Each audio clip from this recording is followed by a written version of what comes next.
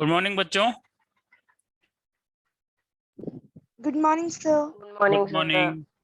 Good morning everybody. हाँ, तो अभी डाउट क्लास स्टार्ट करते हैं। डाउट क्लास है अपनी किसकी? पॉलिनोमियल्स की।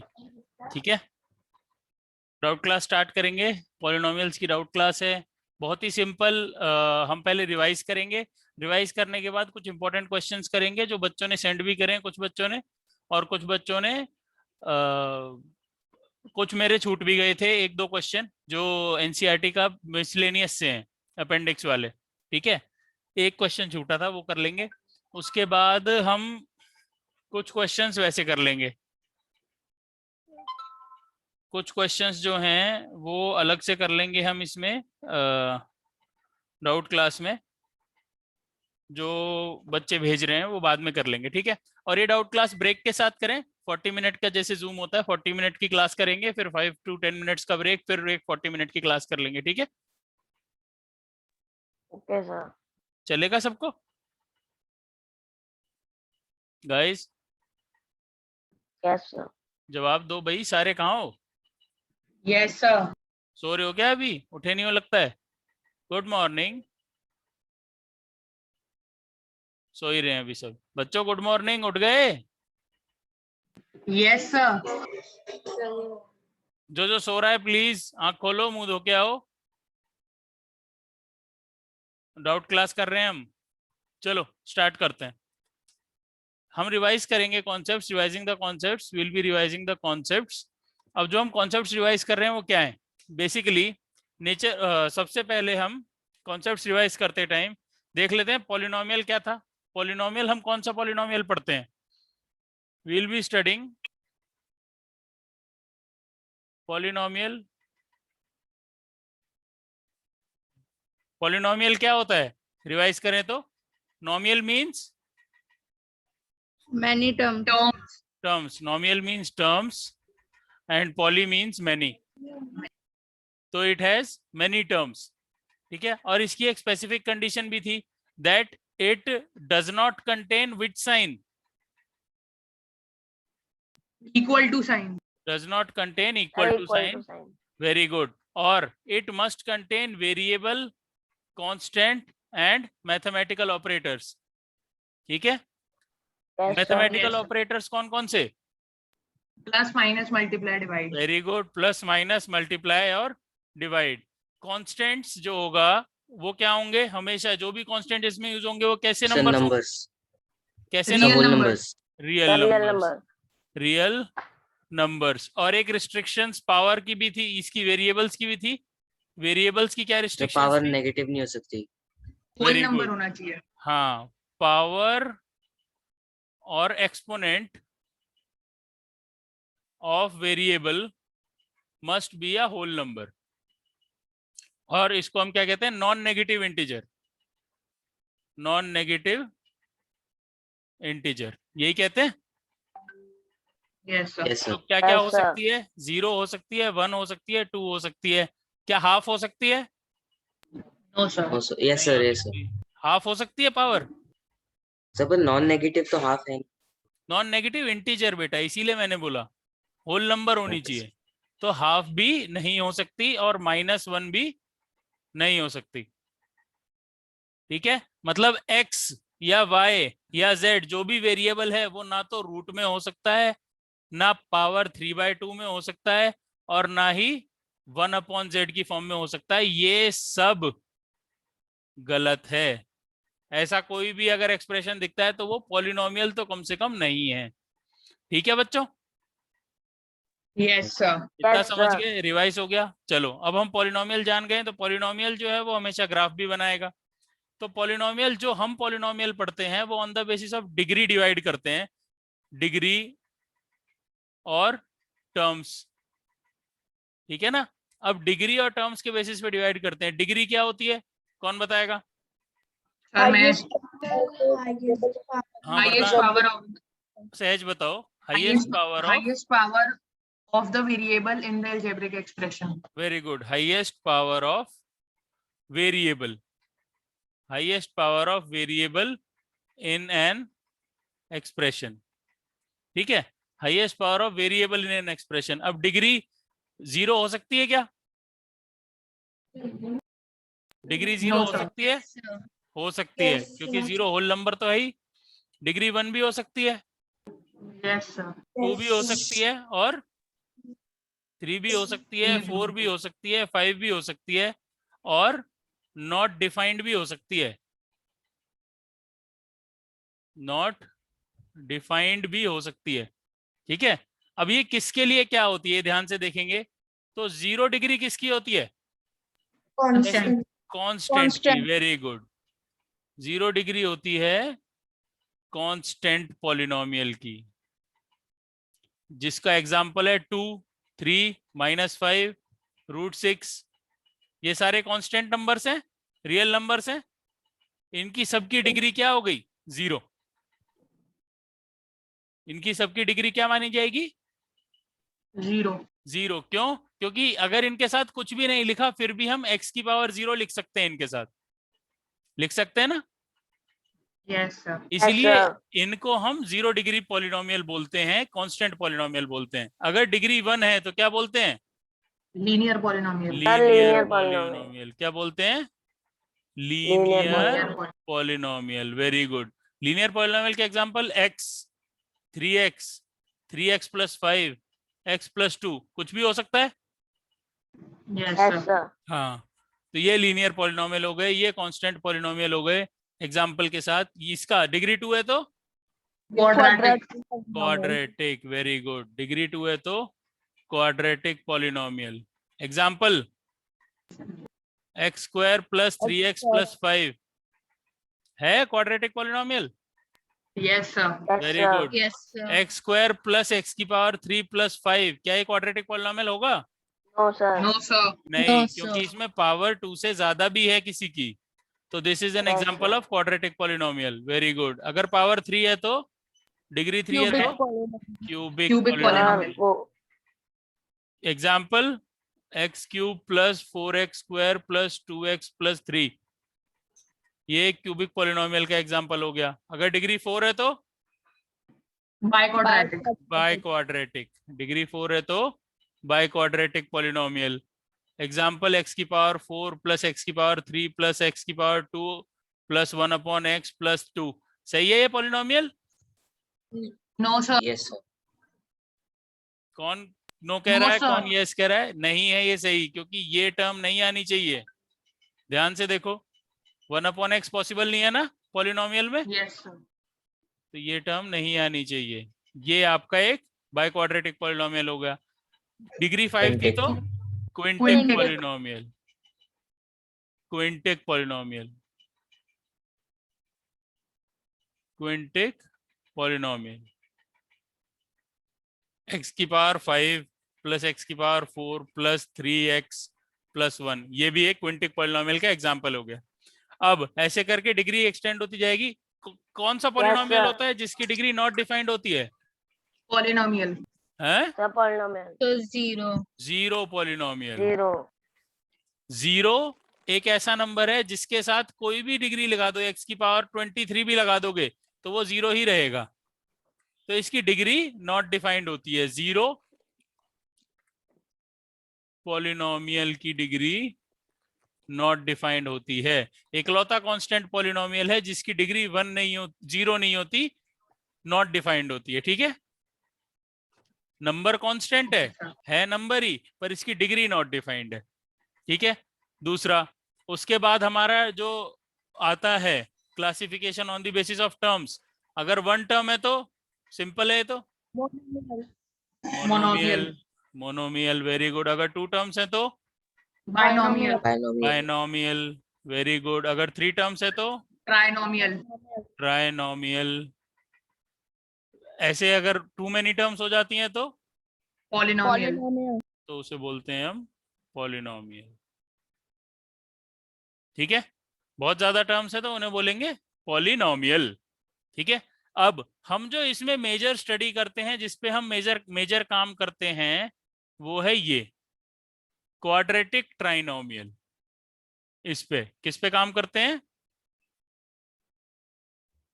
Quadratic trinomial. Quadratic trinomial. हम इस पे मेजर 9th में भी हमने मेजरली इसी पे काम किया था, 10th में भी हम मेजरली इसी पे काम करेंगे। और इसके अलावा हमारे पास इससे रिलेटेड एक चैप्टर भी है, चैप्टर 4 क्वाड्रेटिक इक्वेशंस, जो लगभग सिमिलर एरियाज में काम करता है, बस वो पॉलिनोमियल की जगह इक्वेशन हो जाता है। ठीक है, Yes, sir. चलो Yes, वेरी sir. गुड। तो ये समझ आ गया होगा on the basis of degree और on the basis of terms क्या होता है। देन ग्राफ्स, ग्राफ्स भी देख लेते हैं हम। ग्राफ ऑफ अ कांस्टेंट, तो एक पॉइंट होता है। कांस्टेंट तो हम पॉइंट से ही दिखा सकते हैं ना, कि किसी भी लाइन में 2 कहाँ लाया करता है, ये लाया करता है 2, जैसे 1 2, है ना। Yes, sir. हाँ, Yes, sir. लीनियर ग्राफ कैसे दिखाते हैं, So straight line. Straight line. Straight line से। Very good. Quadratic graph Parabola. Parabola से, ठीक है। और क्यूबिक ग्राफ, इसको हम क्यूबिक Cubic कर्व curve. बोल देते हैं, Curve. वो ऐसा दिखता है, ठीक है। बाय क्वाड्रेटिक ऐसा Any दिखता है, curve. क्विंटिक ऐसा दिखता है, और जीरो का कोई वो नहीं होता, ग्राफ नहीं होता, वो भी एक पॉइंट ही होता है जो जीरो पे लाई करता है, ओरिजिन जिसे बोलते हैं, ठीक है। ये इनके ग्राफ्स हो गए। Sir, हाँ जी sir, zero polynomial का ग्राफ क्या होएगा? बेटा, जीरो पॉलिनोमियल का ओरिजिन पे पॉइंट होता है, उसकी कोई खास डिग्री या हम कोई रिप्रेजेंटेशन नहीं कर सकते उसकी, क्योंकि उसकी कोई डिग्री भी नहीं है ना, तो वो Okay, जीरो sir. पे सिर्फ पॉइंट मार्क कर देते हैं हम, Okay, sir. ठीक है। चलो तो ये होता है। अब इसके हम देख लेते हैं, इसमें जो भी करना हो इसका स्क्रीनशॉट ले लेना, अगर इसको में कुछ रिवाइज करना हो या नोट करना हो तो, ठीक है। आगे बढ़ते हैं हम। Nature of graph of a linear polynomial ax plus b, ये इसका स्टैंडर्ड फॉर्म होता है लीनियर पॉलिनोमियल की, is always a straight line, ठीक है। Yes, sir. ये ऐसी स्ट्रेट लाइन होगी, this is the straight line. Then graph of a quadratic polynomial, graph of a quadratic polynomial is always a either upward parabola और downward parabola. Decide किससे होता है, on the basis of coefficient of x square, ठीक है। ए जो है वो coefficient of x square है, अगर ये coefficient of x square positive है, मतलब 2x square plus 3x plus 5 ऐसे करके एक्सप्रेशन है, तो इसका पैराबोला कैसा बनेगा, अपवर्ड पैराबोला। लिखा हुआ है यहाँ पे upward parabola if, upward parabola if a is greater than 0, and downward parabola ऐसा if a is less than 0। तो लेस देन 0 का क्या मतलब है बच्चों, Negative. नेगेटिव। तो अगर मैं कहता हूं कि एक पॉलिनोमियल है minus x square plus 3x plus 2, इसका पैराबोला कैसा बनेगा, अपवर्ड या डाउनवर्ड, Downward. डाउनवर्ड, बिकॉज इसका कोएफिशिएंट -1 है a का। एक्स स्क्वायर जो है, एक्स स्क्वायर का कोएफिशिएंट है a, ये -1 है। इस केस में अपवर्ड पैराबोला बनेगा, जो ये वाला केस है, बिकॉज इसमें 2 पॉजिटिव है, जो एक्स स्क्वायर का कोएफिशिएंट है, ठीक है बच्चों। Yes, sir. आगे बढ़ते हैं। Then the number of zeros can be calculated by just counting the number of times the graph of polynomial intersects the x-axis। मतलब x एक्सिस से कोई भी ग्राफ कितनी बार इंटरसेक्ट या टच कर रहा है, उतने उसके नंबर ऑफ जीरोस होते हैं, ये हमने पढ़ा हुआ है। Yes, sir. Yes, Yes, sir. sir. हाँ, तो इसके कितने जीरोस हैं, इस वाले ग्राफ में कितने जीरोस हैं, Sir, Two 2. zero. 2. इसमें कितने जीरोस हैं, Sir, 2. 2. बिकॉज ये 2 टाइम्स कट कर रहा है, ये भी 2 टाइम्स, इसमें कितने जीरोस हैं, Sir, 1. 1, ठीक है। ऐसे आप बाकी सारे क्वेश्चंस भी कर सकते हैं। Maximum number of real zeros, अब बताओ इसमें कितने जीरोस हैं, Sir, 2. 2 रियल जीरोस, इसमें 1 रियल, ये One. मान के One. चलो ये टच कर रहा है, ये मान लो ये टच कर रहा है, ठीक है, ये टच करके जा रहा है अपना अच्छे से, ठीक है। और इसमें कितने जीरो हैं, Sir, no, sir. Zero. No real zero, because ये Sir, कट ही ऐसे नहीं कर क्वेश्चन रहा। का एग्जांपल क्या होगा? बेटा ये इमेजिनरी रूट्स देती है, सपोज ऐसा इक्वेशन आ जाए एक्स स्क्वायर प्लस 1, ये एक तो सर पॉलिनोमियल इसमें है, ऐसा ग्राफ बनेगा। इसमें ऐसा ग्राफ बनेगा, ओके। ठीक है। हाँ कायनात बेटा, सर जो सेकंड वाला ग्राफ है उसमें ये नहीं हो सकता कि जो दोनों रियल जीरोस है उनकी सेम वैल्यू है? हाँ, रियल जीरो की सेम वैल्यू है, पर एक्चुअल में तो उसका जीरो एक ही होगा ना, मतलब एक ही ऐसी वैल्यू होगी ना जिसे मैं उसमें पुट करूंगा तो पॉलिनोमियल आंसर जीरो देगा। Yes sir. हाँ, तो उसकी एक ही रियल जीरो होगी। बस हम ये कहेंगे कि हाँ, क्योंकि ये क्वाड्रेटिक पॉलिनोमियल है तो इसकी दो जीरोस पॉसिबल हैं और वो दोनों रियल जीरोस जो हैं वो सेम है। इसकी बात एक ही है, कह दो तरीके से रहे हैं। ठीक है बेटा? Okay sir. ठीक है। सर हाँ जी, सर रियल जीरोस का क्या मतलब? मतलब आंसर जो ऐसी रियल वैल्यू जो इसमें पुट करने पे आंसर जीरो दे,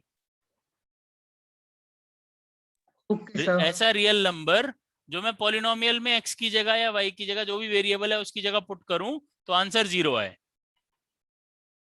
ओके सर। ठीक है। Now type of polynomial, degree, maximum number of terms और नंबर ऑफ रियल जीरोस और ग्राफ। लीनियर डिग्री कितनी होती है? 1 1. मैक्सिमम नंबर ऑफ टर्म्स 2 हमेशा बताया Two. मैंने, maximum number of terms degree plus 1 होता है, 2। और नंबर ऑफ रियल जीरोस ये हमेशा डिग्री के इक्वल होता है। ठीक है। और ग्राफ पता ही है, straight line. Straight line. Very Straight good. line. Quadratic degree 2. 2। Number of maximum terms 3. Maximum number of terms 3। Degree At number most of two. Real zeros 2. At at most most 2. 2। और graph parabola. Parabola similarly cubic degree 3, 3. Number of terms 4, 4. Zeros At most 3. 3 and ये cubic curve. ठीक है बच्चों? Then Yes, sir. शाबाश। Relationship between zeros and coefficient of quadratic polynomial. Quadratic polynomial का general form कैसा होता है? क्वाड्रेटिक पॉलिनोमियल का जनरल फॉर्म होता है ऐसा, ax X square square plus bx plus c. bx plus C. इसमें अभी बताया कितने जीरोस होते हैं इसमें? 2 2 जीरोस। 2 जीरोस होते हैं, 2 जीरोस होते हैं। और वो दो जीरोस को हम एक को अल्फा ले लें, अगर एक को बीटा ले लें। ठीक है। अगर एक जीरो अल्फा है दूसरा बीटा है, भले ही ये सेम है तो अल्फा बीटा इक्वल हो जाएंगे, पर दोनों जीरोस को हम अल्फा और बीटा ले लें। If alpha and beta are zeros of quadratic polynomial ax square plus bx plus c, then the sum of zeros which is equal to alpha plus, बताओ, Beta. अल्फा प्लस बीटा क्या होगा? Minus Sir, b upon a. minus a upon c. Minus B upon A. एक बच्चा सही बोला, एक बच्चा गलत बोला। Minus B upon A, minus B upon A. अब बी क्या है? Coefficient of x. Coefficient of x, और ए क्या है? Coefficient of x square. So X this is square. Basically coefficient of x का negative upon coefficient of x square. ठीक है। उसके बाद पढ़ते हैं product of zeros. Product of zeros is alpha multiplied by beta, जिसे अल्फा बीटा भी कहते हैं। क्या होता है alpha beta? Constant term upon coefficient of x square. Constant term upon coefficient of x square, या फिर C upon a. C upon A. बाकी सब भी बोल सकते हैं, constant term upon coefficient of x square और C upon A. Constant term is C and coefficient of x square is A. Coefficient of x square is ए। ठीक है। और अगर हमें जीरोस दिए हैं या सम ऑफ जीरोस दिए हैं, प्रोडक्ट ऑफ जीरोस दिए हैं, उससे हमें पॉलिनोमियल निकालना है, तो पॉलिनोमियल जो होता है वो रिप्रेजेंट होता है इससे, k into x square minus alpha plus beta x plus alpha beta, जिसका मतलब है p of x is equal to k multiplied by x square minus sum of zeros into x plus product of zeros. ठीक है। ये आप directly इससे polynomial निकाल सकते हैं, where k is some constant. ठीक है बच्चों? Yes, sir. पढ़ा हुआ है ये हमने। अब इसमें Yes, कुछ sir. डिस्क्रिपेंसीज होती हैं कि कोई कहीं कहीं कहीं कहते हैं कि आप k की वैल्यू रखो, कहीं कहीं कहते हैं k को कंसीडर ही मत करो, कहीं कहीं कहते हैं k की वैल्यू अज्यूम कर लो, और कहीं कहीं कहते हैं k के साथ भी चल जाएगा। तो अभी क्योंकि इंटरनल असेसमेंट है, जैसा स्कूल टीचर कह रही है, जैसा वो समझा रही है, वैसे वैसे करना है आपको, क्योंकि पेपर उसने ही चेक करने हैं, उन्होंने ही चेक करने हैं ना, तो उनके Yes, हिसाब sir. से चलना है sir. अभी। Yes, sir. ठीक है। चलो आगे करें। Yes, Yes, sir. sir. चलो अब आता है क्यूबिक पॉलिनोमियल। क्यूबिक पॉलिनोमियल ऐसा दिखता है, ax cube plus Yes, sir. bx square plus cx plus d। ठीक है, अब क्यूबिक है, क्यूबिक की डिग्री क्या होगी? 3. 3. 3। तो इसके जीरोस कितने होंगे? 3 3. 3। और 3 जीरोस को हमने नाम दे दिया अल्फा, बीटा और गामा। ठीक है, अब जीरोस को रूट्स भी बोलते हैं। जीरोस को हमने नाम दे दिया अल्फा, बीटा और गामा। और ए क्या है यहाँ पे? Coefficient of X cube X coefficient. Cube. X B cube. क्या है? Coefficient of X square. Square. C is, X. X. C क्या है? Coefficient of x. और डी क्या है? Constant. Constant. Constant Constant. Term. Very good. तो इसमें जो रिलेशंस होते हैं वो ये होते हैं, सम ऑफ रूट्स या sum of zeros is equal to minus of coefficient of x square upon coefficient of x cube, यानी minus B upon A. Sum of roots taken two at a time product as product, alpha beta plus beta gamma plus gamma alpha is equal to C upon A, which is equal to coefficient of x upon coefficient of x cube. और alpha beta gamma यानी product of zeros is equal to minus d upon a is equal to negative of constant term upon coefficient of x cube. इसे note कर लो अगर नहीं note Yes, किया है sir. तो, पर Sir, वैसे done. नोट करा होगा सर तुमने। करा हुआ है. ठीक है, देन अल्फा बीटा गामा अगर दिए हुए हैं तुम्हें, या फिर product of zeros, sum of zeros, या sum of zeros taken product of two at a time दिया हुआ है, तो आप डायरेक्ट पॉलिनोमियल ऐसे निकाल सकते हैं। और इसमें आप इसको इनटू के की फॉर्म में भी लिख सकते हैं। ठीक है, वो डायरेक्टली, वो सिर्फ आपके स्कूल पे डिपेंड करता है वो कैसा बताते हैं। ठीक है, बस इसमें कभी भी जब आप पॉलिनोमियल बनाओ तो कोशिश ये रखो कि जो आपका p of x equal to आए ना, उसमें कोई भी नंबर अपॉन की फॉर्म में ना हो। सिर्फ ये ध्यान रखना है, स्टैंडर्ड फॉर्म में हो। जैसे p ऑफ x आपने पॉलिनोमियल बनाया इज इक्वल टू के भी लगा रहे हो, और आप करते हो x square plus 1/4x plus 1/2, मान लो ये आता है आपका, तो ये गलत है। मतलब ये फाइनल स्टेप नहीं हो सकता।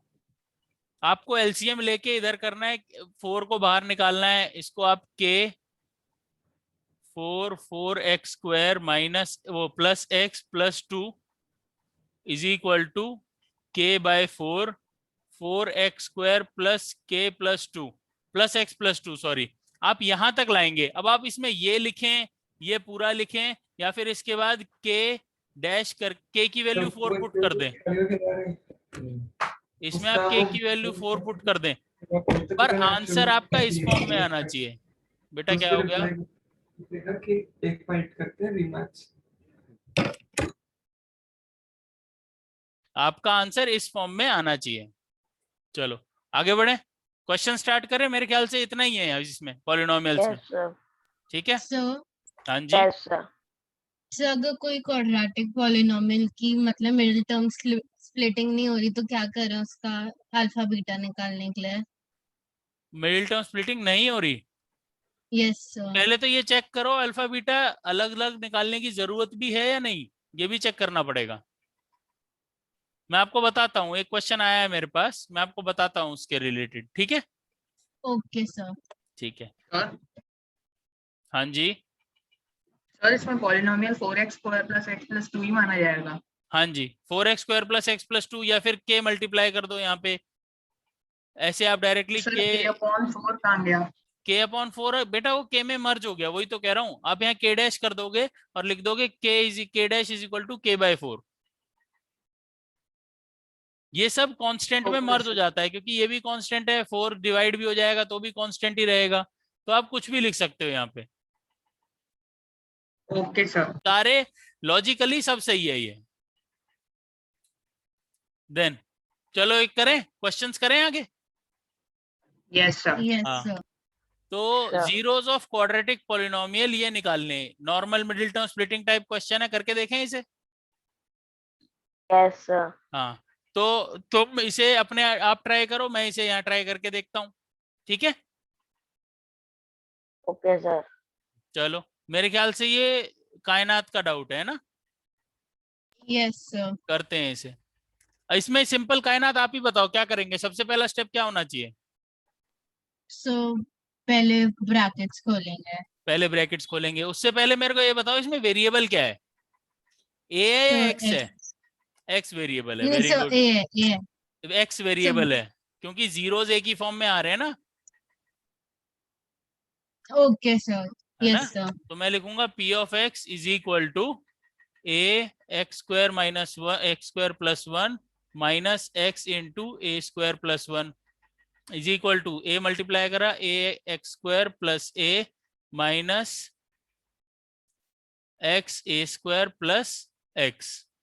अब इसे स्टैंडर्ड फॉर्म में लिख लेते हैं, क्या आएगा? Yes, sir. A x square minus x a square plus x plus ए। अब इन दोनों में से क्या कॉमन ले लेंगे? ए एक्स कॉमन ले लिया, क्या आया? X minus a minus minus one common ले लिया, x minus X minus A. नहीं माइनस एक्स माइनस ए आ जाएगा। कुछ तो इसमें अलग है।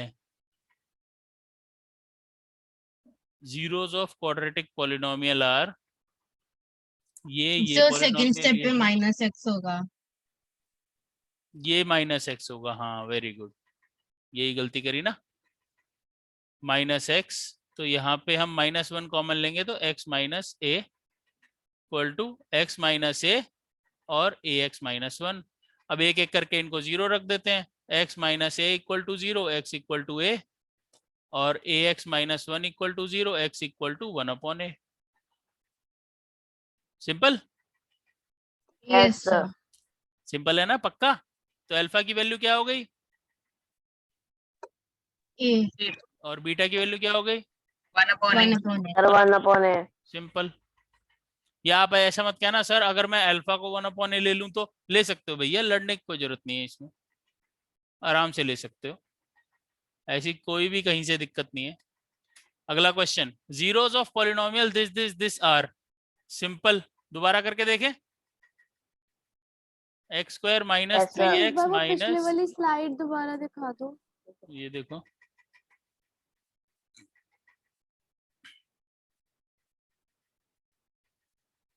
ठीक है बेटा, okay sir, thank you. No issues. M plus three ये पी ऑफ एक्स है, ठीक है।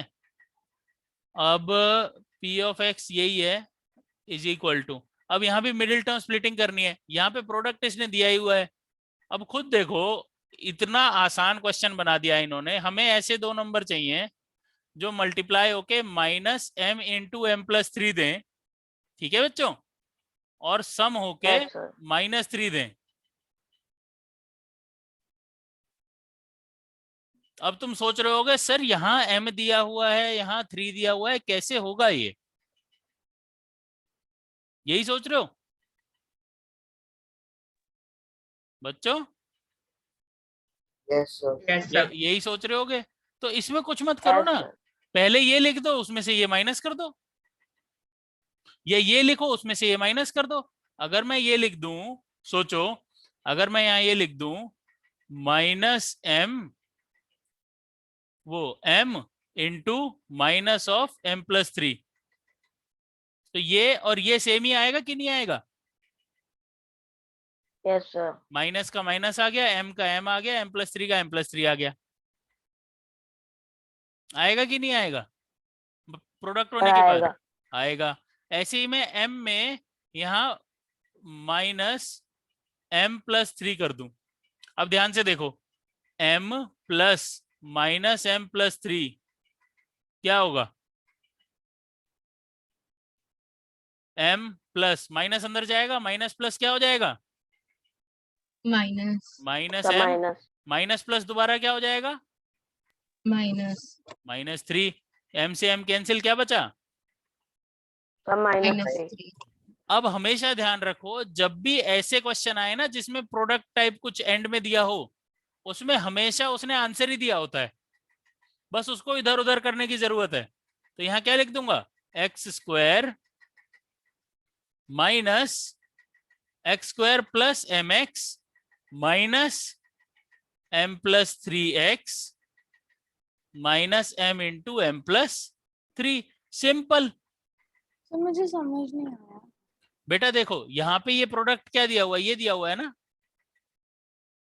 जो एंड में सर टर्म दी हुई है वो प्रोडक्ट ये कैसे दी हुआ हुई है। फिर? हैं? तो ये प्रोडक्ट कैसे हुआ? अच्छा प्रोडक्ट, हम प्रोडक्ट कैसे निकालते हैं? जब हम मिडिल टर्म स्प्लिटिंग करते हैं तो फर्स्ट को लास्ट टर्म से मल्टीप्लाई करते हैं। यहाँ 1 है, यहाँ 1 है, तो मैं 1 को इससे मल्टीप्लाई करूंगा तो सेम ही आएगा ना ये एंड वाला। Yes sir. हाँ, अब ये हमारा प्रोडक्ट आ गया और हमें ऐसे दो नंबर चाहिए जिनका सम करके -3 आए। मिडिल टर्म स्प्लिटिंग में तो मिडिल टर्म के बराबर ही लाते हैं ना सम।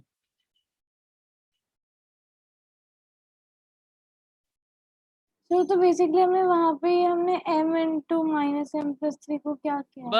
बस हमने जैसे ही, क्योंकि ये जो m की फॉर्म में दिया हुआ है ना, ये हमें प्रोडक्ट ही ऐसा दिया हुआ है कि अगर हम इनको आपस में माइनस करेंगे तो हमारा आंसर ही -3 आएगा, मिडिल टर्म ही आएगा। मुझे अभी भी समझ नहीं आया ये m into minus m plus 3 क्या है? m into minus m plus 3 क्या है ये पता है क्या है? -m इंटू m प्लस 3 क्या है यस सर। ये पता है। अब मेरे को ऐसे दो टर्म्स चाहिए जिनको मल्टीप्लाई करूं तो ये आए, तो वो यही दोनों टर्म्स हो सकते हैं ना, m प्लस 3 और माइनस, इन तीनों को ही मैनिपुलेट करना पड़ेगा। ओके सो बेसिकली जो हम मिडिल टर्म स्प्लिटिंग में करते हैं वो बीच में जो मिडिल टर्म के साथ करते थे, हम मिडिल टर्म स्प्लिटिंग ही कर रहे हैं हम लोग। मिडिल टर्म स्प्लिटिंग ही कर रहे हैं ना यहाँ पे भी। यहाँ पे m और -m प्लस 3 हमने रख दिया। हमने क्या करा, माइनस यहाँ से उठा के इसके साथ रख दिया बस। सर हम -m इंटू m प्लस 3 नहीं कर सकते? करके देखो, m प्लस 3 माइनस m करो, +3 आएगा ना, -3 तो आएगा ही नहीं। नहीं सर, हमें -m इंटू m प्लस 3। नहीं बेटा, वो मल्टीप्लाई करके तो आ जाएगा सहज, पर हमें मिडिल टर्म स्प्लिटिंग में इसका भी ध्यान रखना होता है ना। Yes sir. हाँ, तो हम इसके हिसाब से भी सोचेंगे ना। अब ये क्वेश्चन मुश्किल क्यों है? इसमें सिर्फ रीअरेंजमेंट नहीं समझ में आती हमें। बहुत सिंपल क्वेश्चन है ये, पर मुश्किल सिर्फ इसलिए क्योंकि हम मान के बैठ जाते हैं कि माइनस तो m के साथ ही लग सकता है। पर जबकि हमें जब भी ऐसा क्वेश्चन आए ना, इनको 3 तरीके से देखना है। कैसे? -1 multiplied by m multiplied by m plus 3। अब ये किसी भी ऑर्डर में जा सकते हैं, m इंटू ये भी जा सकता है, और सर हमें अब इसका सर जो हमें प्लस करके -3 आंसर क्यों चाहिए? बेटा मिडिल टर्म स्प्लिटिंग में क्या करते हैं, हमें मिडिल टर्म ही चाहिए होता है ना, प्लस करके। जब मान लो ऐसा क्वेश्चन है x² + 5x + 6, अच्छा ओके, तो -3x यहाँ पे मिडिल टर्म है। -3x यहाँ पे मिडिल टर्म है ना, हमें -3 चाहिए ऐसे इन टर्म्स को ऐड करके। सर हम ब्रैकेट सॉल्व नहीं करेंगे? ब्रैकेट सॉल्व करा ना हमने, ब्रैकेट सॉल्व करके ही तो -3 आया। m plus -m plus -m plus 3, इसको सॉल्व करा हमने, करो। m plus minus plus -m minus plus -3, और ये इसको जब खोलेंगे तो m - 3, m से m कटा तभी तो -3 बचेगा ना सहज। नहीं सर, स्टार्टिंग में ही। स्टार्टिंग में सॉल्व करके फायदा नहीं है, इश्यू वही है। जब मैं इसीलिए समझा रहा हूं कि ये ट्रिक है कि जब भी ऐसा क्वेश्चन आए ना कि भाई कांस्टेंट टर्म में या मिडिल टर्म में आपको वेरिएबल एक नया ही नंबर नया ही वेरिएबल दे दिया है, कोई m दे दिया, a दे दिया, ठीक है, तो हमेशा ध्यान रखो कि वो उसने आपका काम एक्चुअल में करके दिया है। इस वाले क्वेश्चन में भी ध्यान से देखोगे तो इसने मिडिल टर्म स्प्लिटिंग करके ही दी हुई थी ना, यहाँ पे देखो ध्यान से, मिडिल टर्म स्प्लिटिंग करके दी हुई है इसने पहले से ही। मैं रीअरेंज कर रहा हूं बस इसे। तो हमेशा ध्यान रखो ये सबसे आसान होते हैं जिसमें अननोन कांस्टेंट दिया होता है, बस इसमें आपको रीअरेंज करना आना चाहिए, आपको प्रैक्टिस करनी है ऐसे क्वेश्चंस की, ठीक है। अब इन दोनों में से क्या कॉमन आ जाएगा, x बचा क्या, x plus m minus m plus 3, यहां से कॉमन ले लूंगा, बचेगा क्या, x प्लस m।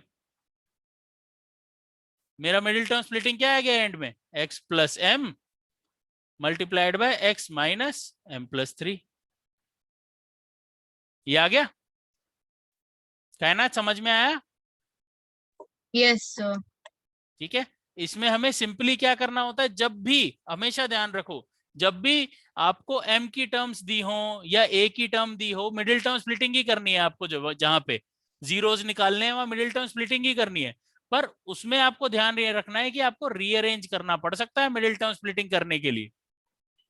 तो आपको रीअरेंज करना आना चाहिए बस, ऐसे आपको क्वेश्चंस करने हैं और उसमें रीअरेंज करना आना है बस। ठीक है, ये आपका Okay, आंसर sir. हो गया। और x प्लस एम, और इसका फाइनल आंसर क्या हो जाएगा, x माइनस एम माइनस 3। तो हमने सबसे पहले क्या किया, हमने देखा कि यहाँ पे कोएफिशिएंट 1 था, 1 को इससे मल्टीप्लाई किया तो प्रोडक्ट ये आया, और हमें मिडिल टर्म स्प्लिटिंग करने के लिए सम चाहिए था -3। तो हमने इसी को यूज करा कि ये जो प्रोडक्ट है ये ऐसा लिखा जा सकता है। तो मैं अगर -1 को m+3 के साथ कर दूं तो इन दोनों को जब ऐड करूंगा तो आंसर -3 ही आएगा। बस मैंने इस तरीके से रीअरेंज करके यहाँ मिडिल टर्म स्प्लिटिंग कर दी और फिर सॉल्व कर दिया इसे कॉमन लेकर। सिंपल। So, हाँ जी, हम इस क्वेश्चन को पहले ही ब्रैकेट ओपन करके कर सकते हैं? ब्रैकेट ओपन करके नहीं कर सकते। अब आप खुद सोचो, यहाँ पे m² और 3m वाले टर्म आ जाएंगे, है ना। Yes, sir. हाँ, तो आप क्या करोगे कि आप -3 ले आओ, नहीं ला पाओगे ना। No, हमेशा sir. ध्यान रखो, ये कंफ्यूज करने के लिए ब्रैकेट्स में देते हैं कि आप इन्हें सॉल्व करोगे, फिर अपनी आप परेशानी बढ़ा लोगे हमेशा, Okay, sir. जबकि ये बहुत इजी होते हैं करने में। आप शुरू में ही इसको वो कर दो, हटा दो कि भाई नहीं, हम ब्रैकेट खोलेंगे ही नहीं, हम डायरेक्टली सॉल्व कर देंगे इसे। ठीक है, सर आप इस टाइप का क्वेश्चन दे सकते हो? हाँ ढूंढ के दे दूंगा बेटा मैं। ओके सर, सर एक थैंक बार यू। पिछला क्वेश्चन दिखा दो। देखो बेटा,